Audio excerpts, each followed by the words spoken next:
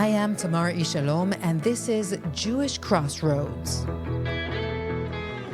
This episode is a little different from our usual conversations. Today I'm speaking with Rachel Goldberg-Polin, an American-born Israeli, a mother, and a voice who has come to symbolize a unique blend of strength, faith, grief, and moral clarity. Her beloved son, Hersh Goldberg-Polin, Zichro Livracha, was kidnapped by Hamas on October 7th and held in captivity for nearly 11 months before the devastating news of his murder was confirmed. This conversation isn't just about loss. It's about Jewish identity, resilience, prayer, and above all, the continued struggle to bring all of the remaining hostages back home. Rachel, thank you so much for joining me. Thank you for the opportunity. I've been a journalist for over 20 years, but ever since October 7th, the truth is I don't really know how to begin these kinds of conversations. It seems inappropriate to even ask how you're doing these days. So maybe we will start with asking, what are you doing these days? I know you're deeply invested in the fight to return the remaining hostages. Yes, well, first of all, I want to thank you for the recognition and sensitivity about that question that seems like such an innocent question that people ask when people say, how are you? It's the hardest question, truly. So thank you for rephrasing it in a way of saying, what are you doing? Well, I'll sort of answer in a non-specific way and say we are suffering. Every day is very painful, which is an understatement. And certain days are extra unbearably painful. And the last few days have been that way, which has made it really challenging, more than usual.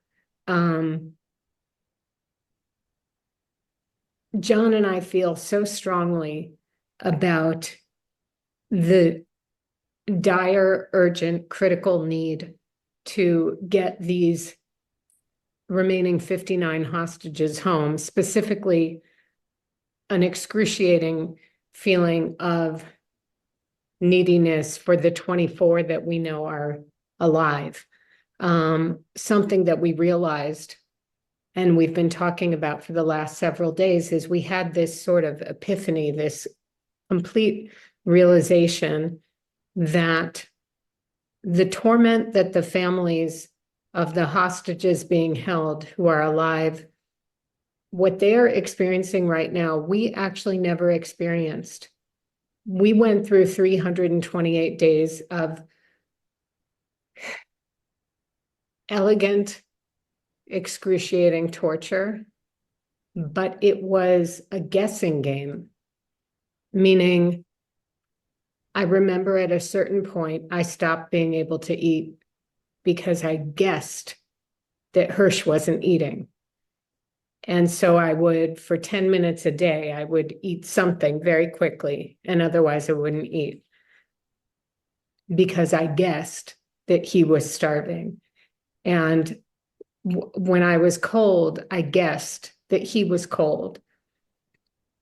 But what has started to happen now, as you know, is we're getting these firsthand testimony, eyewitness accounts of what these people are experiencing this very second. And that's something that we never had. So when we hear or Levi, or Eli Sharabi, or Yarden Bibas, or Elia Cohen describing, or Tal Shoham describing exactly what was happening to them and exactly what is currently happening this second to Alon Ohel and to Evyatar and to Guy. It is so unbearable for us I really feel that these young men are my sons. And so we are going through this very different next level of feeling desperation. So that's sort of like a much larger answer. I think you were meaning, what are you doing on a day-to-day basis to fill your time? And we committed when October 7th happened to fighting this fight until we got everybody home. Obviously, we took a huge blow when Hersh was killed, and we sat Shiva. And for the 30 days traditionally after someone buries one of their closest relatives, there's the 30-day shloshim period that we were also in intense darkness. And then we said, well, we have work to do because these people are still there. And so we, for the last 545 days, the 200 plus days since we buried Hersh, we are still in this struggle, which means that we are doing advocacy, both advocacy that's sort of out, in the media here and there, while trying to be sensitive and careful and as compassionate as possible, realizing that we are no longer technically a hostage family. We got our hostage back, not the way we wanted, but we did get Hersh back.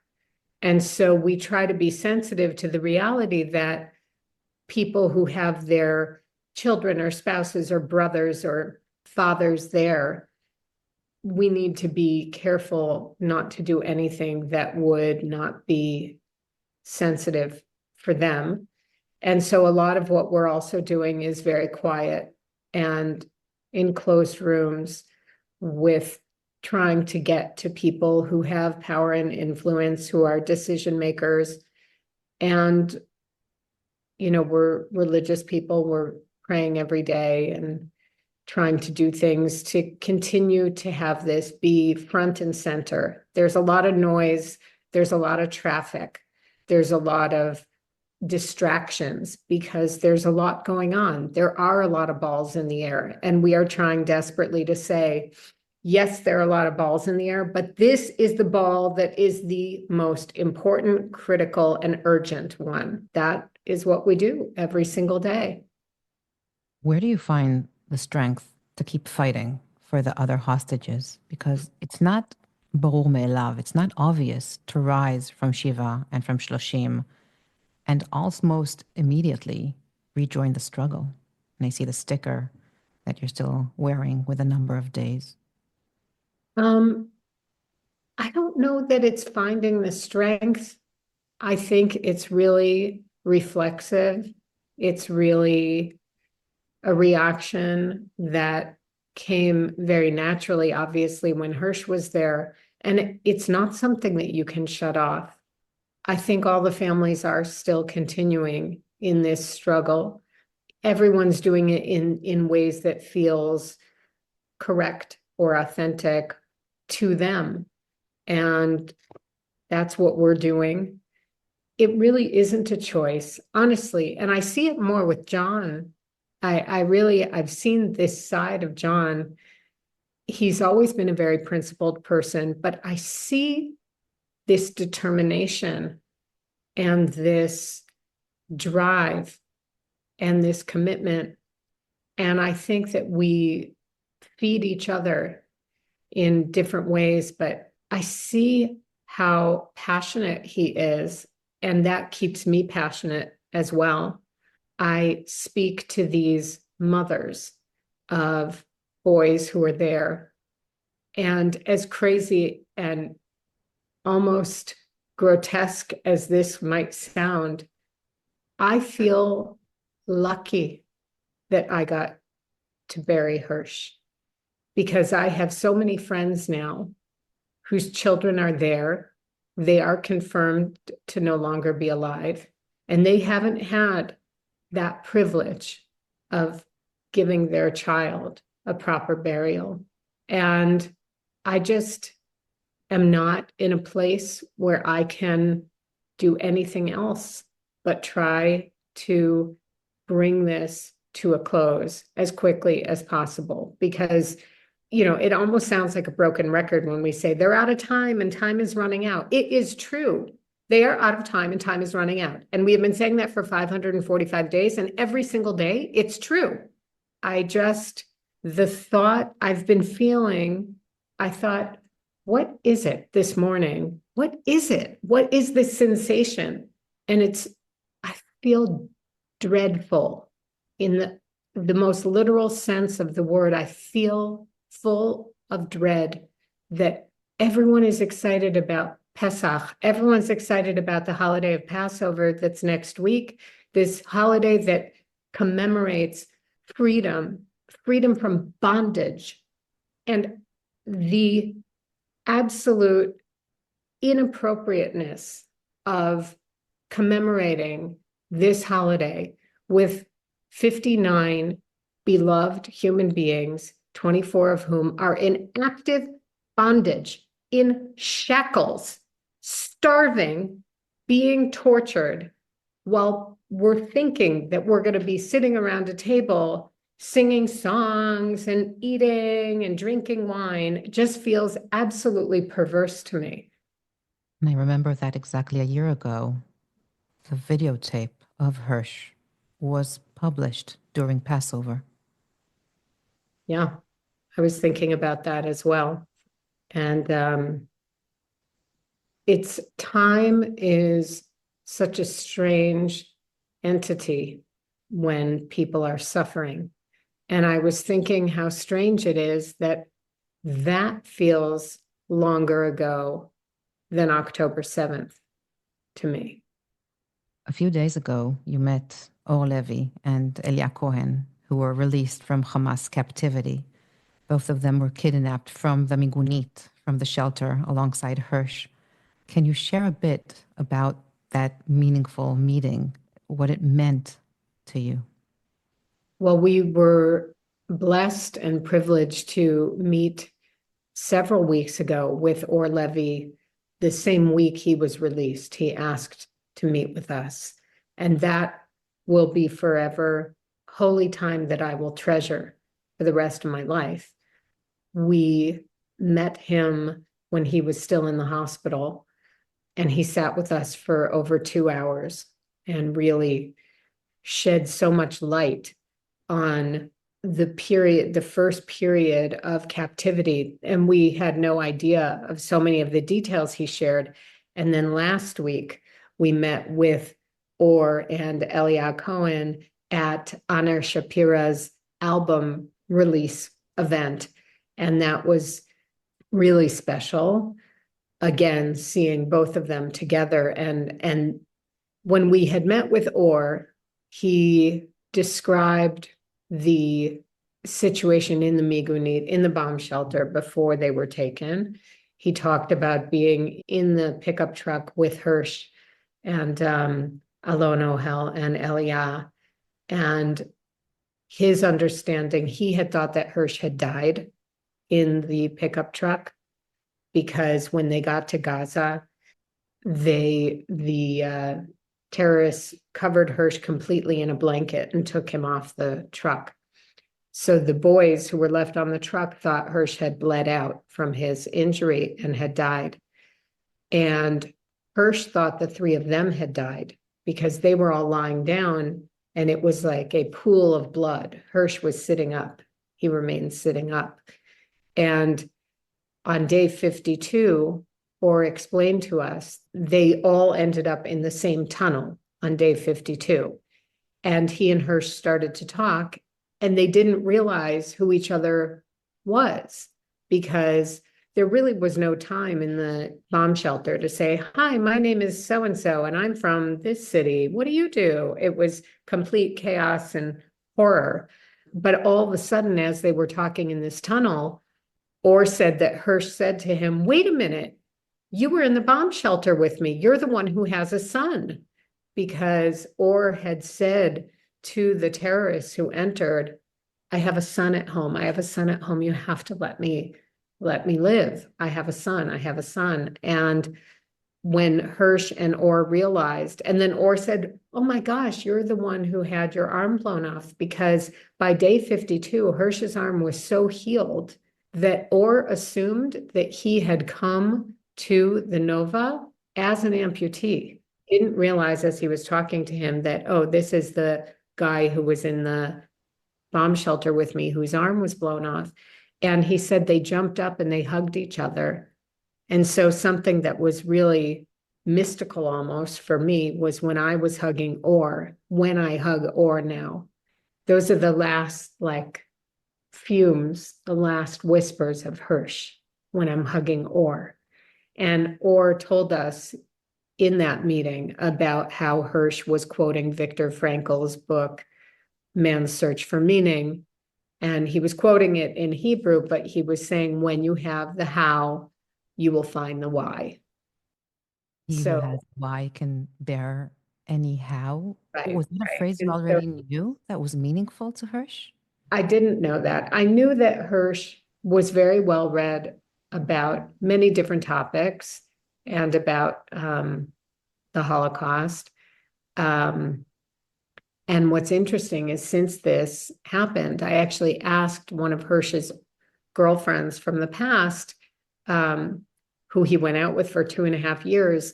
I said, did Hersh ever talk to you about Viktor Frankl? And she actually sent me a screenshot of a conversation that they had.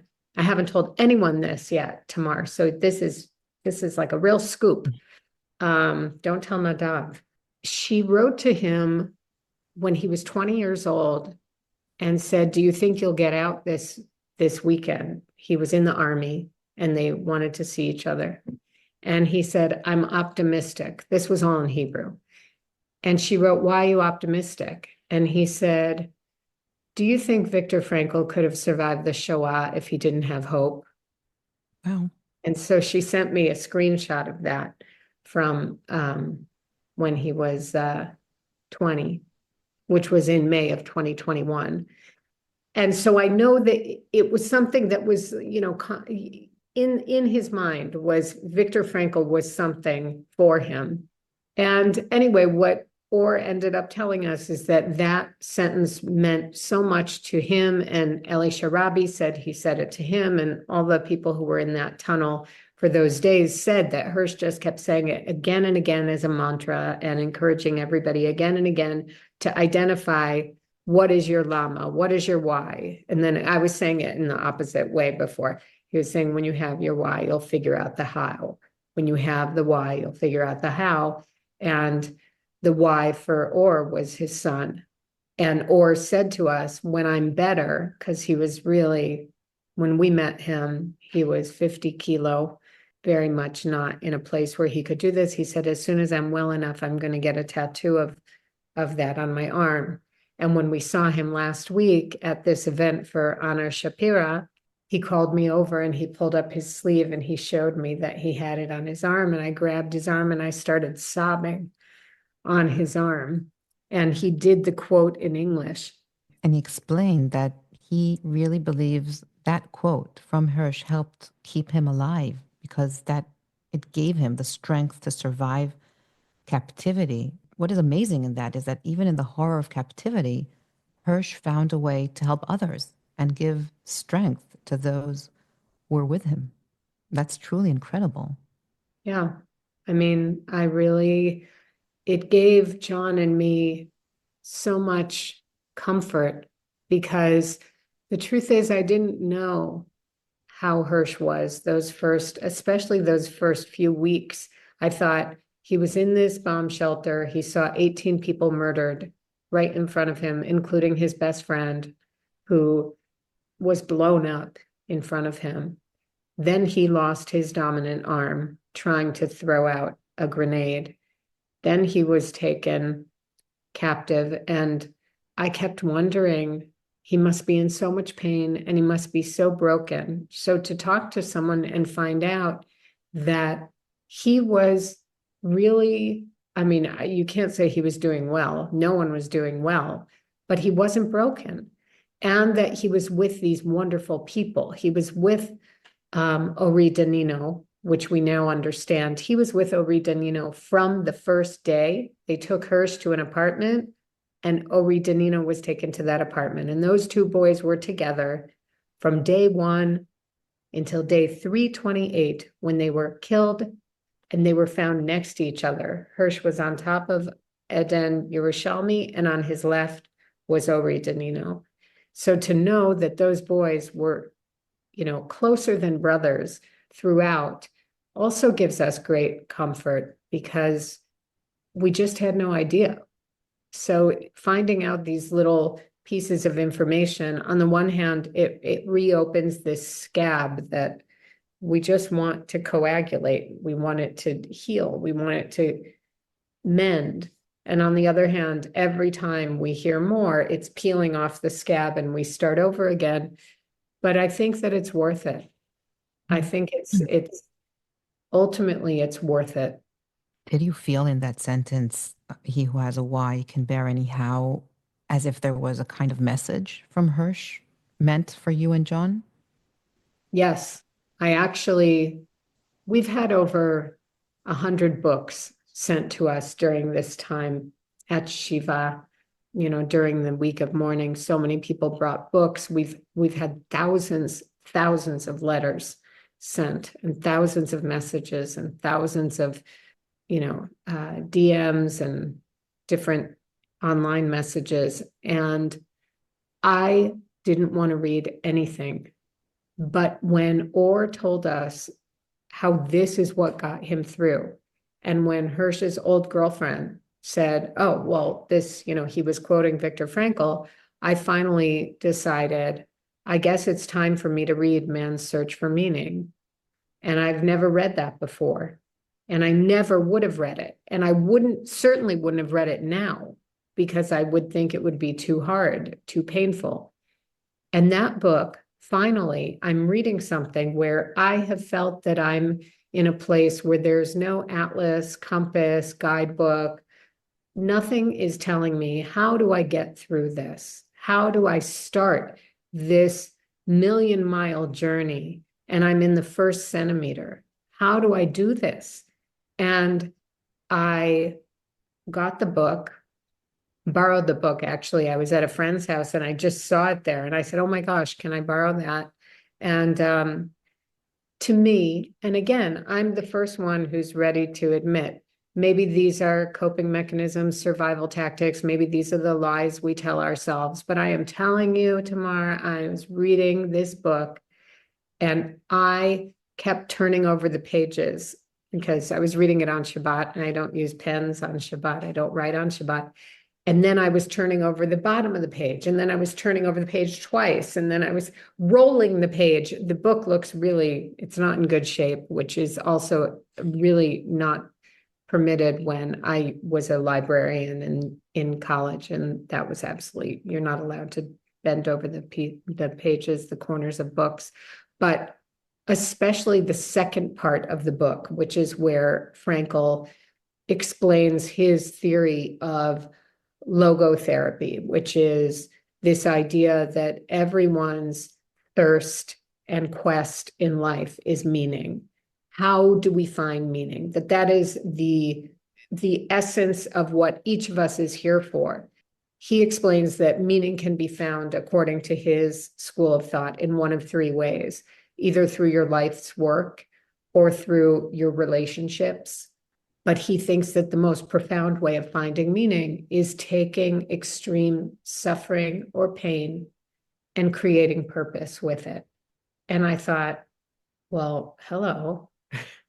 Now, here is my opportunity.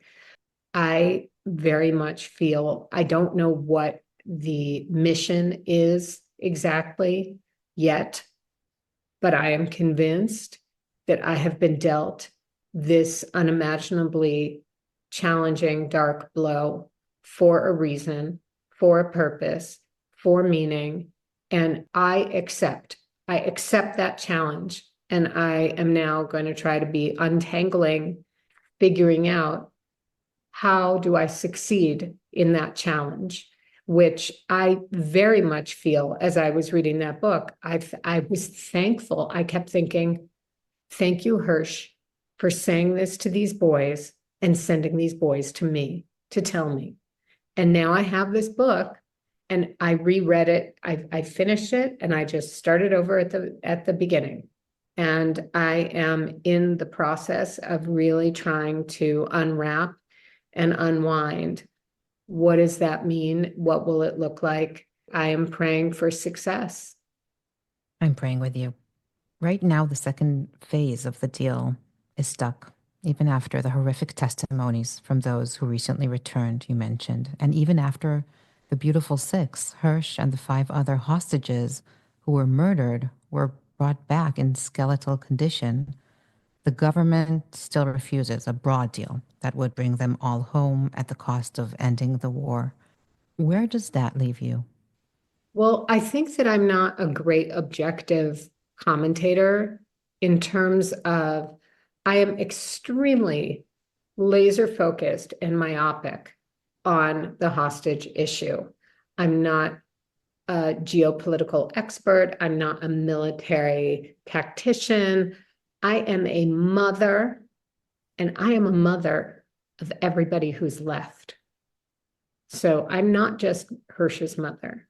I am Alon's mother. I am Idan's mother. I am Matan's mother. I am Yosef Chaim's mother. So I am not rational and I am not reasonable.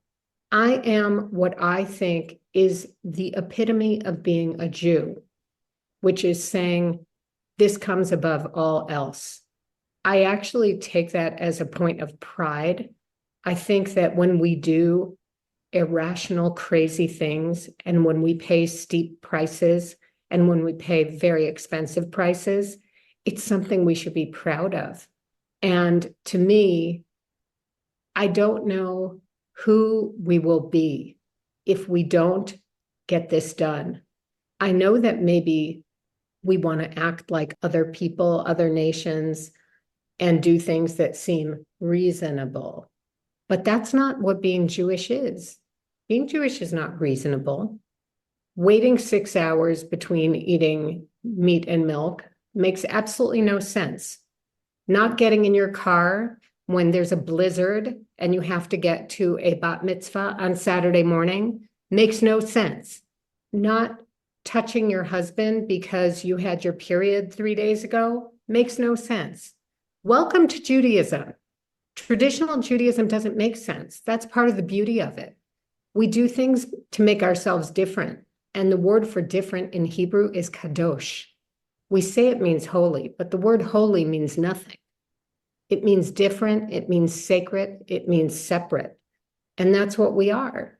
And I think it's a point of pride. It's very confusing to me that we are not saying, hold the presses, stop the presses, hold the horses, get our people, get our people. This is who we are. And when I say our people, I'm also talking about the Buddhists and the Hindus who are there, and the Christian, African, Black young man who's there. I'm saying we humans, not just the Jewish people who are there, not just the Israelis who are there. And the dissonance is very confusing to me that we would not do this. This is not who I was told we were. What do you make of the Prime Minister's reasoning for opposing such a deal? Well, one of the ways that I'm able to continue breathing is I actually don't look at the news or read the news. So I don't know what the Prime Minister is saying or anyone else is saying because I'm trying to stay alive, because the pain and the suffering that we're experiencing is so overwhelming that I just don't think that I could handle also trying to, at the same time, digest what I've now come to understand in the tragic crash course that John and I have had in the last 545 days is that a lot of this really is a game. Most of us, the vast, vast, vast majority of the masses, we are pawns in a game that only a handful of people get to play. I very much feel that we were and are pawns. I feel that Hersh was a pawn in a game. It's a tough pill to swallow, but I also think it's important to be honest with myself. I don't think that denying that would help me. I also really believe in a much bigger picture, that I do really believe. I was saying to someone that when I was a little girl, my mother used to take me all the time to the Art Institute in Chicago, where I grew up. And there's a famous painting by George Seurat. He was a pointillist, and she would have me stand very close to the painting, and it's very blurry and it makes no sense. And then she would have me close my eyes and take 15 steps backwards and open my eyes. And then you see this incredible masterpiece. But when you're really close up, it's very difficult to tease out the meaning. I am very much aware that I don't understand the meaning of everything in this mysterious world that we live in. And I certainly don't understand the complete meaning of all of the pain and suffering that we have had, we as a people, we as a nation, we as our family, since October 7th.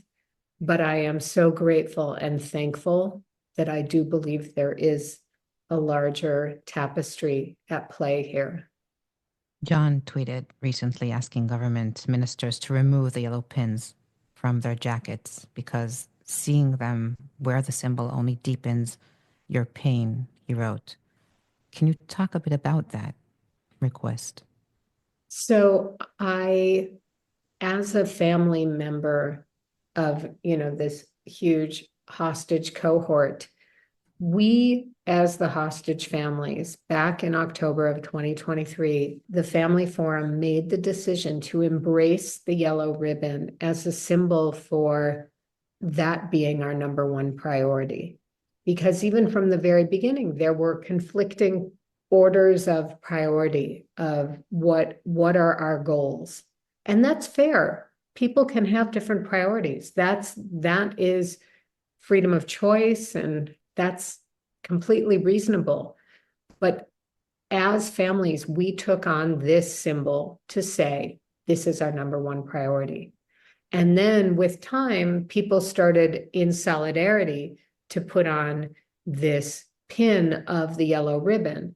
But with time, it almost became this cheap token of a wink to say, yeah, one day we hope that those hostages come home. We don't have anything personal against Alon Ohel or Hersh Goldberg-Polin or Inbar Hyman. We have nothing personal. One day they should come home.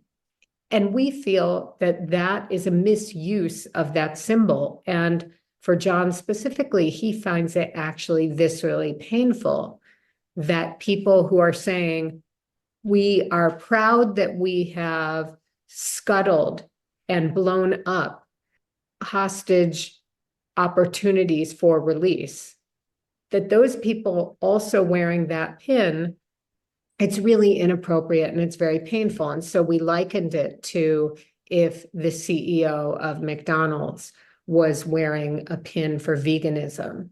He could, but it feels not authentic and it feels disingenuous. And so we were saying, you have your right to have whatever priority you have as number one. But please, if it's not getting the hostages home above all else, then please don't wear this symbol, was what the request was. Rachel, can you talk a bit about the role prayer, tefillah, played and plays in this journey? Well, I'm someone who has been praying daily for many years. In the morning, I always pray. And there are different blessings that I do throughout the day that I'm very committed into, certain brachot, certain blessings that I say throughout the day. From the very beginning, I have been praying and have found it to be extremely helpful, an extremely useful tool. I don't feel helpless when I'm praying. And I feel that it's a window into the universe. to be able to say, what is it exactly that I want, that I need, that the world needs? And I also think it's something that can unite people. I have so many thoughtful, beautiful, kind people who reach out to me from all over the world, not just within the Jewish community, but within the Jewish community. There is something very powerful that I have people who don't look like me, but we all share the same prayers.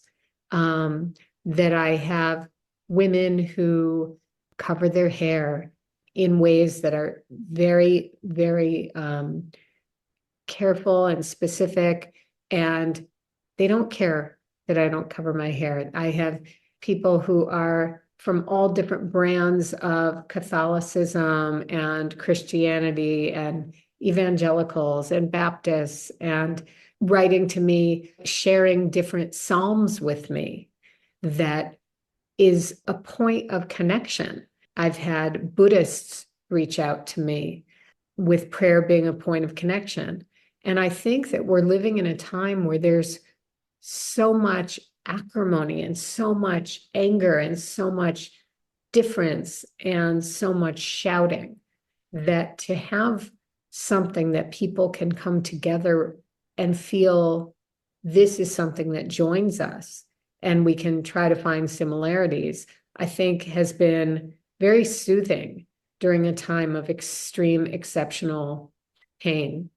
You know that our kids go to a Jewish school here in the US, and every morning starts with a gathering where they all count the days the hostages have been held and they pray for their return. And it moves me deeply every time. And I'm not a religious person, so I'm not sure if it changes the upper worlds, but it definitely changes the lower ones. I mean, it builds a sense of commitment in these kids. And I can see how prayer leads them to action, because just recently the older students joined local hostage marches, and I find that incredibly beautiful. How meaningful is that for hostage families, these distant but deeply caring gestures of diaspora Jews? I think it's everything, honestly. I think for years I've wondered, when I'm praying for someone, I think, well, I know I'm praying for them, and my idea of God knows that I'm praying for this person. But I always wondered, does the person know? Does the person feel it? And I am telling you, we feel it. Every time someone writes to me and says, I'm praying for you, I'm thinking of you, I'm sending you strength, I'm sending you love, I say, I need it, I appreciate it, and I feel it. And I know that these families feel that. And I also know that I find fascinating is the hostages who have been released, who I have spoken to, have said to me, I was not a believer. Now, and I don't, when someone says that, everybody means something different by that.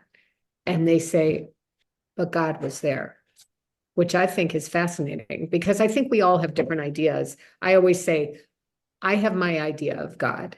And even if I grow up in the same house with the same person, with the same values and the same day school education, we all have our different idea of what is this idea of God. And I find it really fascinating that people are constantly saying to me, I'm not religious. And then they tell me all these things they do. And I say, I hate to be the one to break it to you, but you're actually very religious. I think something that prayer does, and the example that you gave about your children's school, is prayer reminds us what's important to us. Our prayers are in the plural, our traditional prayers. There are many different places and opportunities and windows in the prescribed prayer for personal prayer, but our prayers are always in the we. And there's something, even that is telling us what we should be praying for is a we, not a me. And I think something that's so critical right now is the need for the we. And we can be very different, but we still have to be we. So continuing with the we, I heard you speak a year ago at the Heschel Conference on Jewish Peoplehood in Jerusalem, and you addressed the Jewish diaspora in such powerful words. So I'll just quote a short part of it. You said, "Now is the time to use your voice. Now is the time for the diaspora community to speak resolutely and with conviction to the men who are in power, who will be deciding the destiny and identity of the Jewish people going forward forevermore." So, a year on, what do you see as the most important mission of diaspora Jews right now? How can they contribute in a meaningful way? I still very much believe that diaspora Jews have a unique clarity because of the distance. I actually think sometimes, when you're in the thick of something, you can't always have the best perspective. When I was younger, I would be sometimes in plays, in performances, and I never knew. I would always have to ask someone who was in the audience afterwards, how was it? Even if everyone's clapping, you just don't have the perspective when you're in it. And I think that diaspora Jews, and I can speak specifically for Jews from North America, because that's the community that I really grew up in. And, I have one foot in that world. I think that the diaspora community feels so connected to those 59 hostages and that specific issue. It outsized defines us because you think, okay, it's 59 people. I mean, to me, it feels like, are you kidding me? It's 59 universes. It's like bigger than anything in the entire galaxy. But we have heard in our quiet conversations, surprise, that the diaspora world and people of power and influence in the diaspora world are saying, we care about these hostages. This is our number one priority. And I think that that voice has to continue to be very loud and very proud and very resolute, because people cannot get comfortable and accept that this is the reality. It has to make everyone extremely uncomfortable. And that's part of why I started wearing this tape early on, because the danger when you wear a symbol that doesn't change is that people get comfortable with the symbol. But if every single day I have to write, we have failed again, we have failed again, it's getting bigger. It is an embarrassment. Putting this on every day and having it get bigger and bigger is a complete shame. In the truest sense of shame, we need to hold people accountable for this failure.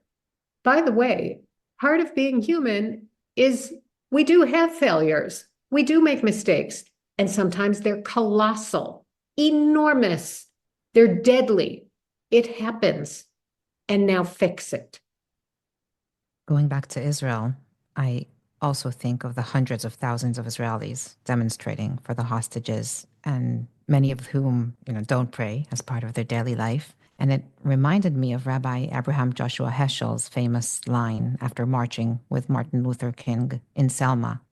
He wrote, "I felt like I was praying with my feet."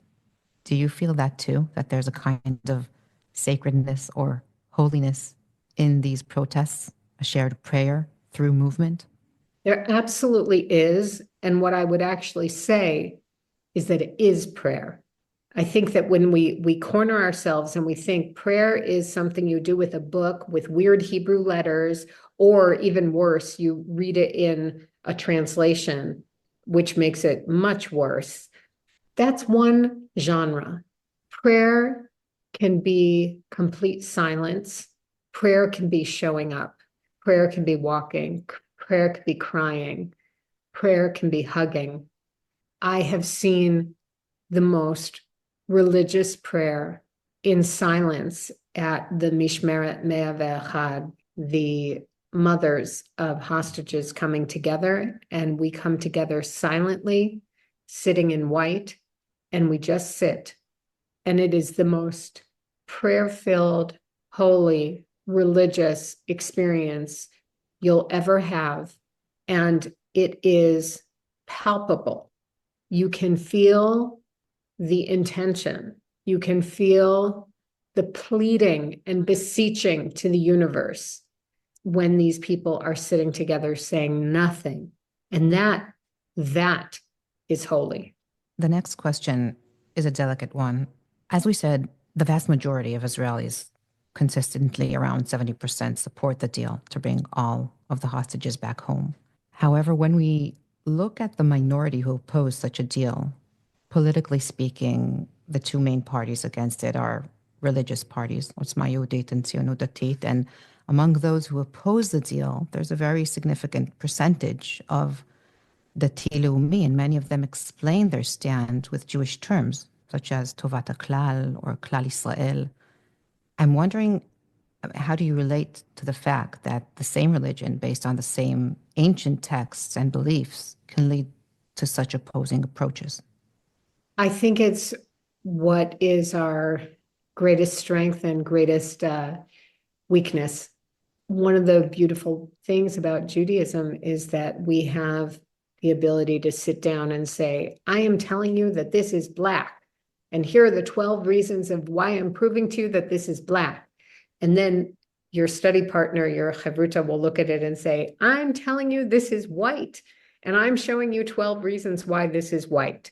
Now that's that discipline that we go through, this academic acrobatics. There's something very beautiful in it. And there's also something that there's a lot of room for abuse of it. Obviously, people think that I'm bananas and think that my worldview makes no sense and that I'm misguided. I feel that about sometimes when I'm hearing things that seem to me so completely the antithesis of what my understanding of what being a Jew in the world is. I think the fine line is, can you have a conversation with people with whom you don't agree, with whom you think that their opinions are dangerous? I think we have been struggling with this. We sat down with people who very much didn't agree with us, and we continue to do that because, to be honest with you, I don't have to sit with people who share my opinion. Those people are already, we all have each other. Therefore, it's, there are only 24 hours in a day. So if I want to convince people or try to understand people, I need to talk to people who don't agree with me. And it is very hard. I will say that sometimes what I appreciated, although it was hard, is sometimes people would say very painful things, but they were telling the truth about what they believed. And I appreciated that. What I thought was cowardly and not truthful was when people would cry. I wasn't crying, but they would cry behind closed doors and look at pictures of Hersh and say they were doing everything they could do. And they felt horrible. And then within hours, we would hear them saying very destructive things that were completely counter to what they told us that they believed. So either they were lying to us or they were lying when they weren't with us. That, I've said often, one day they'll have to meet their maker. And I'm glad I won't be there for that. But even the people with whom I disagree, the ones who are willing to be saying the same thing in and out of the room, at least I can respect that that's truly what they believe. They're not saying it to be cruel, or they're not saying it to be punishing. They really believe it. Towards the end of our conversation, may I ask you, what have you discovered letova about Israeli society since October 7th? So I remember that way in the beginning, when things were so chaotic, we were so traumatized and confused and terrified, in agony and in misery. And yet we had all of these people every single day taking care of us, people who knew us and people who didn't know us. And us, I mean, all of the hostage families, not just our family. My dear friend Zev said to me at one point, we don't exactly know who's driving the bus, but all of the passengers are acting majestic. And that's how I have felt, is that we don't completely understand because we're not privy. We're not being told a lot of what's happening by the decision makers. But the people in this country stop us, even just today, stopped us. John and I had to run out for something. And it's hard for me when people grab me, but they're not grabbing me to be insensitive. They're grabbing me because they feel our pain and they want to lessen it by taking part of it away. We have absolutely seen the best in people. We have certainly the army, the soldiers' families, mishpachot shakulot, who have reached out and said, the only thing my son was fighting for was to get the hostages back. That's it. There was nothing else. That people are young people who are doing everything that they can to try to help rebuild the Gaza envelope area and up north. We just went yesterday to visit a mechina that is right near Sderot. And the counselor of the program said she knows that when she goes to university, she's either going to go down south or up north because that's where people are needed. This feeling of wanting to be a part of rebuilding, wanting to be a part of the solution, of the mending, of the rising again, which I believe we will be able to do. But it starts with getting these 59 people home. But I really have not just hope, I have belief, I have trust, I have faith. I am convinced that we will come out of this dark chapter, and I believe there is light ahead. Rosh Hashanah came so soon after Hersh's Shiv'ah, and I remember John saying that this year you couldn't wish Shana Tova, but you could wish Shana Shel Nechama, a year of comfort. And now, as we approach Passover, once again, it doesn't feel right to say Pesach Sameach, but maybe we can wish each other Pesach Shel Cherut, a Passover of freedom, hopefully, Rachel. Amen, amen. May it be so. May it be so. Keharef ayin, as they say in Chassidut, in the blink of an eye. Thank you so much for this conversation. Toda, Rachel. Thank you. That's it for this episode of Jewish Crossroads. We'd love to hear from you, so feel free to write to us at jewishcrossroadspod@gmail.com. Thank you to Tomer Atzabi Bar, who edited this chapter.